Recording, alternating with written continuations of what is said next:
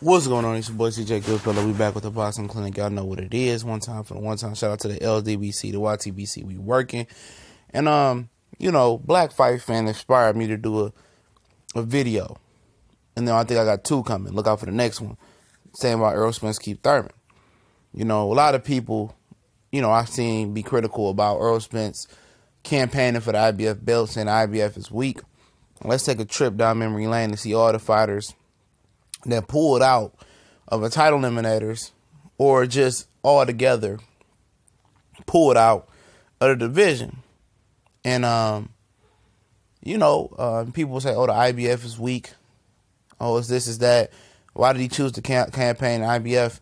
And like Black Fight Fan said, man, K-Hove, shout out to my homie, he said that Errol Spence made it that way. He had a video, man. And I'm going to link that video to the description for this because he was on point. So y'all watch that video and y'all subscribe to homie.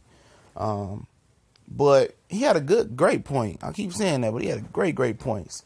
That like Errol Spence cleaned out the IBF. He chose to campaign the IBF for whatever reason it was that he chose to campaign there.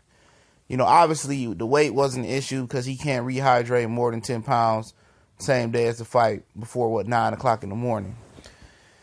And one dude I gotta get credit for I jump into this, I jump out here slaying people was Kell Brook. Because Kell Brook seemed to didn't want the Errol Spence fight. Let's start off there. He seemed to didn't want it. He moved up 2 weight classes to fight Triple G when he proved really nothing but beating Sean Porter at 147 pounds. And in my mind, I thought he should have took the Jesse Vargas fight. He didn't do that. I think Jesse Vargas held the WBO title at the time. He could have had 2 titles. And that telling me that he was crying about the money with Jesse Vargas so bad. And Jesse Vargas, they had to accommodate him a little bit more or compensate him a little bit more for coming over to the UK. That, he jumped in a fight with Triple G because it was more money. Not because he really believed he could win. He jumped in because it was for more money. And he was really paper chasing. And that chose to be the wrong decision in his career. And it physically messed him up. Then he, Eddie Hearn advised him to, forget about Errol Spence and move to 154. Kell Brook said I worked too hard for my fight. He talked that crap.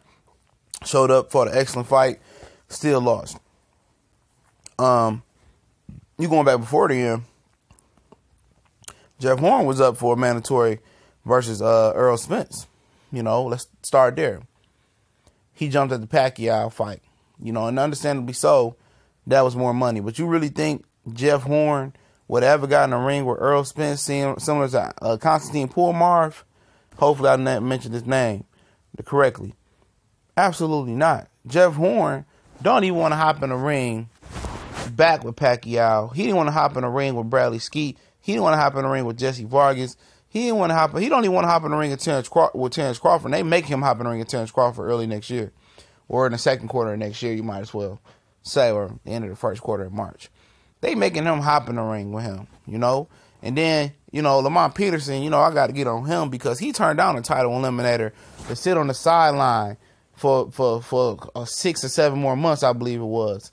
He had a title eliminator with Errol Spence. He could have fought Errol Spence. And this sounds like, to me, big shout outs to King P, but it sounds like to me it was a take it or leave it deal from Al Heyman that you're going to take this money or you're going to sit back on the sideline for another year.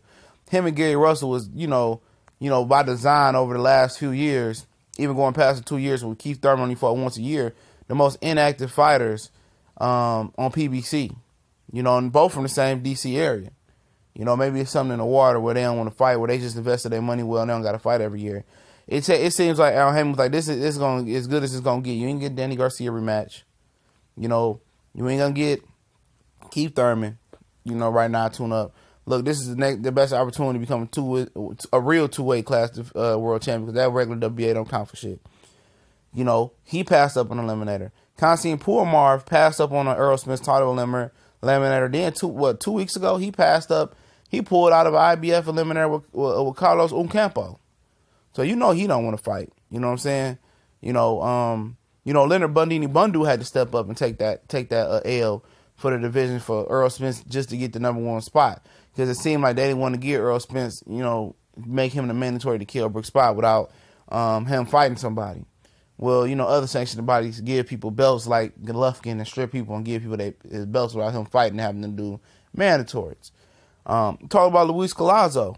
He could have been, in line for an Errol Spence fight. All of a sudden, he come up on Twitter talking about he hurt his shoulder. I don't believe that one either. This dude cleared out the division off of clout and fear instead of having to move his hands. A lot of guys just pulled out. I mean, like several guys then pulled out.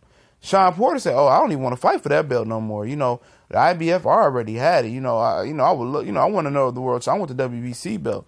Who passes up on a world title shot? And I understand that IBF completely dropped him out the rankings and they got a legit beef. But to become a 2-time weight world champion and become, and have an opportunity to unify after that with Keith Thurman, now why wouldn't you? But out of fear. And they fear Errol Spence, man. They do. And I'm not one to pump up nobody before they really approve themselves. But Errol Spence is proving himself based on clout and fear. He got that Paul Williams, aura around here that guys just don't want to fight. Luis Collazo fight anybody. He fought Amir Khan, Victor Ortiz broke his. He was fighting any and everybody just to get a second chance in boxing, a second life. Hurt Keith Thurman. All of a sudden he come up with a shoulder injury when he about to be lined up to fight Errol Spence on Fox TV. Telling my shoulder hurt. And I already know what the Porters is. They the biggest hypocrites in the sport of boxing. Calling out Danny Garcia, calling him a punk, but they scared to fight Errol Spence when we already had the title. We'll get the title again. They ain't gonna unify. Because you're not gonna beat Keith Thurman. You're not gonna you ain't beat nobody. But that's just me going back to memory lane real quick.